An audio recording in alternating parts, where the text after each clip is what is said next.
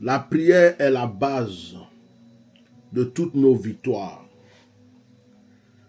Je voulais parler de ce mur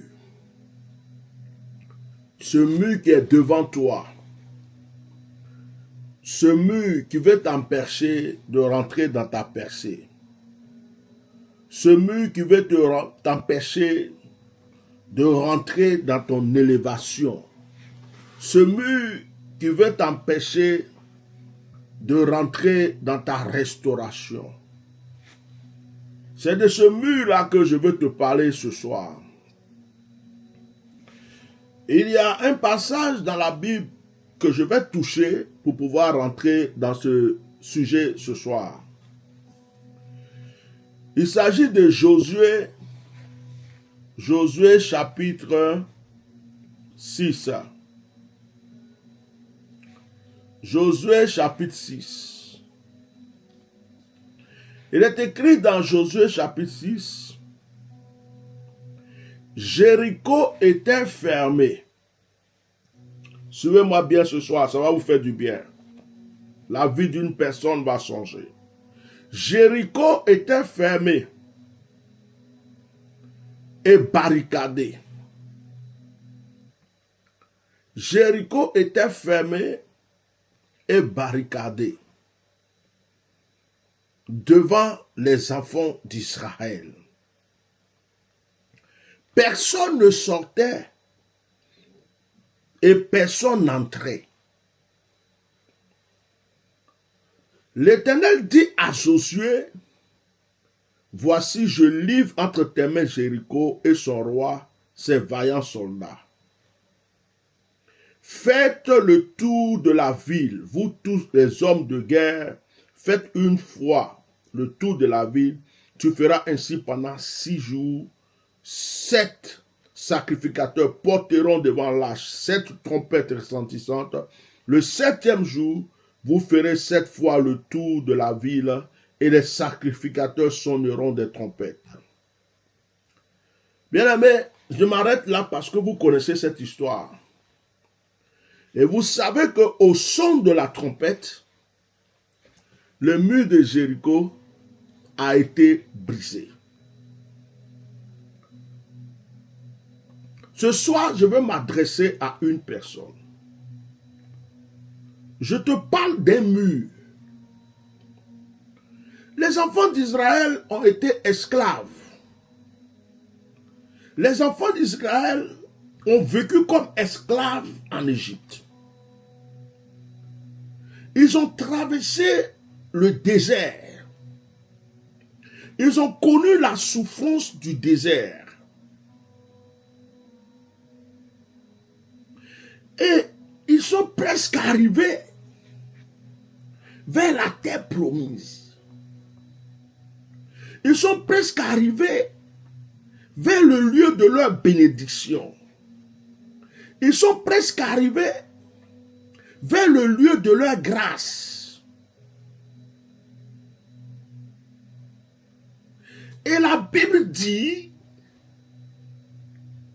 que selon le plan que Dieu a tracé, selon le chemin que Dieu les a donné, selon les directives que Dieu les a données pour leur passage, il y a une ville devant eux.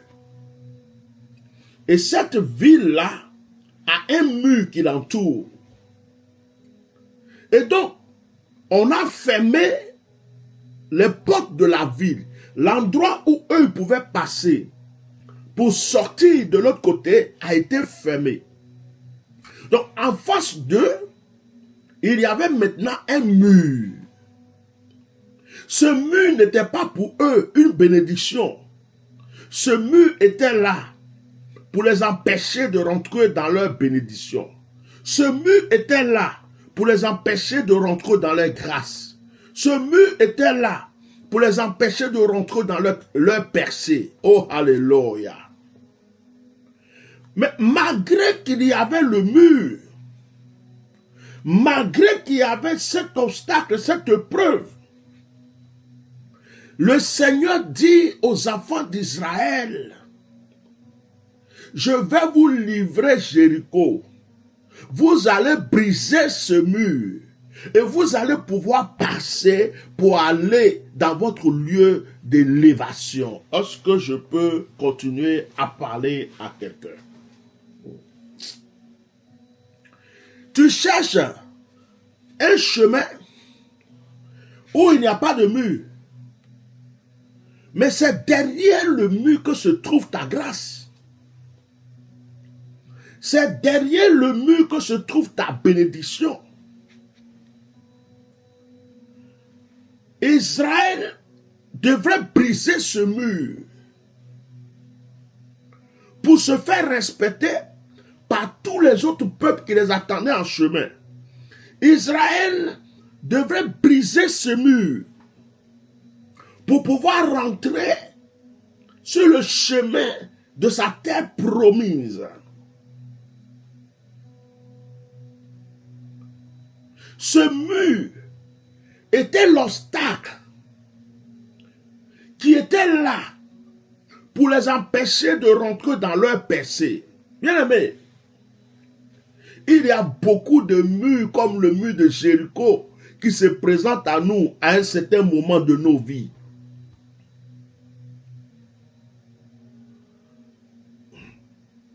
Lorsque nous sommes proches de la guérison, il y a souvent un mur qui vient se présenter. Lorsque nous sommes proches d'une bénédiction, il y a souvent un mur qui vient se présenter. Lorsque nous sommes proches de la prospérité, il y a souvent un mur qui vient se présenter.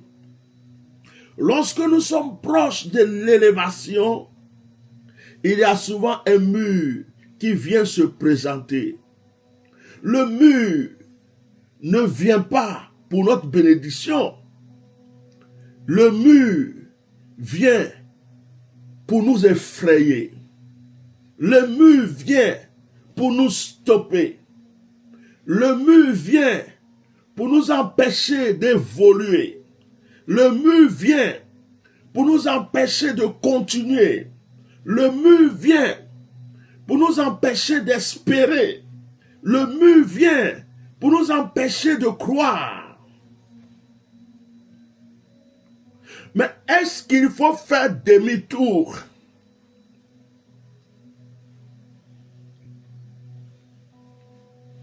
Est-ce que les enfants d'Israël devraient faire demi-tour? Puisqu'il y avait un mur, est-ce qu'ils devraient rebrousser chemin pour retourner vers l'Égypte?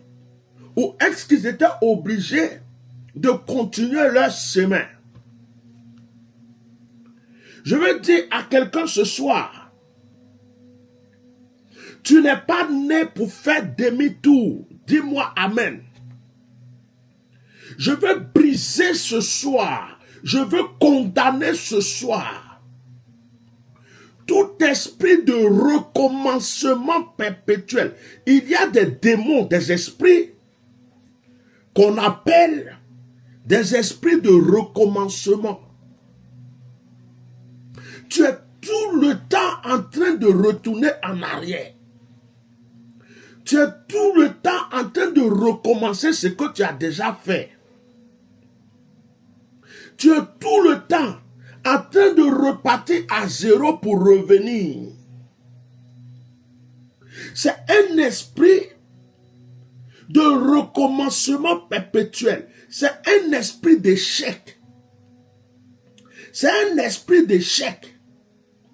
Et cet esprit-là, souvent est sur notre chemin pour vouloir nous empêcher d'évoluer. Pour vouloir nous empêcher de continuer. Pour vouloir nous empêcher d'atteindre le but. Je proclame et je prophétise dans la vie de la personne qui m'entend et qui dit Amen.